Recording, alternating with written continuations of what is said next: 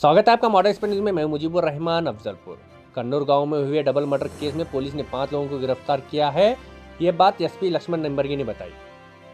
एक मुलजिम अक्षय ने भागने की कोशिश की। भागते वक्त उसने पुलिस पर बाइक चढ़ाने की भी कोशिश की। इस पर पुलिस ने हवा में 3 गोलियां चलाई।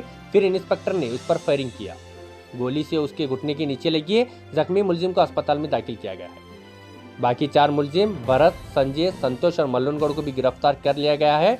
पुलिस के मुताबिक 2023 में सागर बल्लुंडगी और इसाक कुरैशी ने ईरन्नागौड़ा पाटिल पर हमला किया था, जिसमें वो जख्मी हुए थे और बाद में इलाज के दौरान उसकी मौत हो गई। इसका बदला लेने के लिए ईरन्नागौड़ के भाई और मल्लनगौड़ उसके बेटों ने 12 अक्टूबर की रात सागर और इसाक को कन्नूर गांव में पत्थर मारकर कत्ल कर दिया था। पुलिस ने सब मुलजिमान को अदालत में पेश किया है। तफ्तीश अभी भी जारी है और मजीद सब सामने आने की उम्मीद है।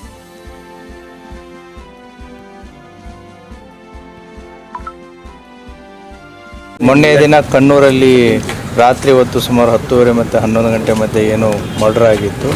ಆ ಹಿನ್ನೆಲೆಯಲ್ಲಿ ವಿಜಯಪುರ ರೂರಲ್ ಪೊಲೀಸ್ ಠಾಣೆಯಲ್ಲಿ ಪ್ರಕರಣ ದಾಖಲಾಗಿತ್ತು. ಈಗಾಗಲೇ 5 ಆರೋಪಿತರನ್ನು ಬಂಧಿಸಿದ್ದಾರೆ. ಇವತ್ತು ಅರ್ಲಿ ಮಾರ್ನಿಂಗು ಆರೋಪಿಯನ್ನು ಬಂಧಿಸೋಕ್ಕೆ ಹೋದಾಗ ಆತ ತಪ್ಪಿಸ್ಕೊಳ್ಳೋ ಒಂದು ಪ್ರಯತ್ನ ಮಾಡಿದ್ದಾನೆ. ಪೊಲೀಸರ ಮೇಲೆ ಬೈಕನ್ನು ಹಾಯಿಸಿಬಿಟ್ಟು ಹೋದಾಗ ಇನ್ಸ್ಪೆಕ್ಟರ್ ಚೇಸ್ ಮಾಡಿದ್ದಾರೆ. ದೆನ್ ಆರೋಪಿಯನ್ನು ಗಾಳಿಯಲ್ಲಿ ಗುಂಡು ಹಾರಿಸಿದ್ದಾರೆ. ಅವನು ತಪ್ಪಿಸ್ಕೊಳ್ಳೋಕ್ಕೆ ಹೋದಾಗ ಪ್ರಯತ್ನ ಮಾಡಿದಾಗ ಆತನ ಕಾಲಿಗೂ ಕೂಡ ಗುಂಡನ್ನು ಹಾರಿಸಿ ಸೆರೆ ಹಿಡಿದಿದ್ದಾರೆ.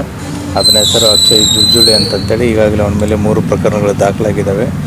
ಆತನನ್ನು ಈಗ ಹಾಸ್ಪಿಟ್ಲಿಗೂ ಶಿಫ್ಟ್ ಮಾಡಿದ್ದಾರೆ. ಮತ್ತು ಇಂಜೂರ್ಡಾದಂಥ ಪೊಲೀಸರು ಇಬ್ಬರಿದ್ದಾರೆ, ಅವರು ಕೂಡ ಹಾಸ್ಪಿಟ್ಲಲ್ಲಿ ಶಿಫ್ಟ್ ಆಗಿದ್ದಾರೆ. ಅವನ ಬೈಕು ಗಾಲಿ ಏನಿದೆ, ಗಾಲಿ ಮೇಲೆ ಪೊಲೀಸರ ಮೇಲೆ ಹಾಯಿಸಿಬಿಟ್ಟು ಪೊಲೀಸರನ್ನೇ ನುಗ್ಗಿಬಿಟ್ಟು ತಪ್ಪಿಸ್ಕೊಳ್ಳೋ ಒಂದು ಪ್ರಯತ್ನ ಮಾಡಿದ್ದಾನೆ. ಈಗೇನು 2023ರಲ್ಲಿ ಈರನ್ಗೌಡ ಪಾಟೀಲು ಅಂತಂತೇಳಿ ಒಬ್ಬ ವ್ಯಕ್ತಿನ ಇವರು ಈಗ ಸತ್ತಂತ 2 ಆರೋಪಿ ಇದ್ದಾರೆ, ಯಾರು ಸಾಗರು ಮತ್ತು ಇಸಾಕು. ಸೊ ಇವರಿಬ್ಬರು 2023ರಲ್ಲಿ ಈರನ್ಗೌಡ ಪಾಟೀಲ್ ಅನ್ನೋನನ್ನು ಮರ್ಡರ್ ಆಗಿರುತ್ತೆ. ಸೊ ಆತ 307 ಕೇಸ್ ಅಡಿಯಲ್ಲಿ ಅರೆಸ್ಟ್ ಆಗಿರ್ತಾರೆ. ಬಟ್ 8 ತಿಂಗಳ ನಂತರ ಆ ವ್ಯಕ್ತಿ ಡೆತ್ ಆಗಿರುತ್ತೆ. ಸೊ ಆ ಹಿನ್ನೆಲೆಯಲ್ಲಿ ಆ ಸೇಡು ಏನೀಗ ಮಲ್ಲನಗೌಡ ಪಾಟೀಲು ಮತ್ತು ಆತನ ಮಕ್ಕಳಿಗೆ ಇನ್ನಿತರ 4 ಜನ ಸೆರೆಯಾಗಿದ್ದಾರೆ.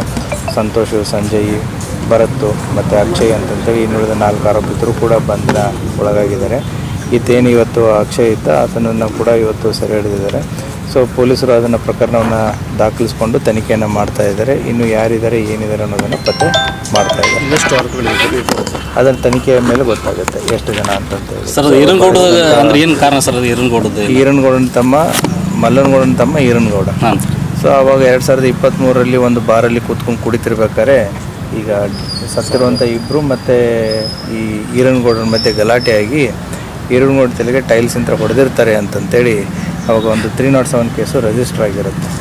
ಅದು ಸುಮಾರು 7-8 ತಿಂಗಳು ಟ್ರೀಟ್ಮೆಂಟ್ ಆದಮೇಲೆ ಅವನು ಡೆತ್ ಆಗಿರುತ್ತೆ. ಸೊ ಆ ಹಿನ್ನೆಲೆಯಲ್ಲಿ ಆ ಕುಟುಂಬದವ್ರಿಗೆ ಇವರು ಹಿಂಗೆ ಮಾಡಿದ್ರಲ್ಲ ಅನ್ನುವಂಥ ಒಂದು ಸಿಟ್ಟಿರುತ್ತೆ. ಆ ಹಿನ್ನೆಲೆಯಲ್ಲಿ ಮೊನ್ನೆ ರಾತ್ರಿ ಮಲ್ಲನಗೌಡನ ಮಕ್ಕಳು ಮತ್ತು ಇವರೆಲ್ಲ ಸೇರಿ ಈ ರೀತಿ ಮಾಡಿದ್ದಾರೆ. ಅವನು ಬರ್ತಿರ್ಬೇಕಾದ್ರೆ ಬೈಕನ್ನು ಅಡ್ಡಗಟ್ಟಿಬಿಟ್ಟು ನಿಲ್ಲಿಸಿಬಿಟ್ಟು ಅವ್ರ ಮೇಲೆ ಕಲ್ಲಿನಿಂದ ಹೊಡೆದಿದ್ದಾರೆ. ಸೊ ಆ ಹಿನ್ನೆಲೆಯಲ್ಲಿ ಅದು ಮರ್ಡರ್ ಕೇಸ್ ಒಂದು ಪ್ರಕರಣ ದಾಖಲಾಗಿತ್ತು. ಆ ಹಿನ್ನೆಲೆಯಲ್ಲಿ 5 ಜನ ಅರೆಸ್ಟ್ ಆಗಿದ್ದಾರೆ. ಆ 5 ಜನದಲ್ಲಿ ಇವತ್ತೇನೋ ಒಬ್ಬ ಆರೋಪಿನ ಹಿಡಿಬೇಕಾದ್ರೆ ತಪ್ಪಿಸ್ಕೊಂಡು ಹೋಗಬೇಕಾದ್ರೆ ಈ ರೀತಿ ಒಂದು ಫೈರಿಂಗು ಕೂಡ ಆಗಿದೆ. ಆ ಹಿನ್ನೆಲೆಯಲ್ಲಿ ಅದು ಒಂದು ಕೂಡ ಕೇಸು ದಾಖಲಾಗಿ ಅದು ಕೂಡ ಒಂದು ತನಿಖೆ ಆಗುತ್ತೆ. Thank you.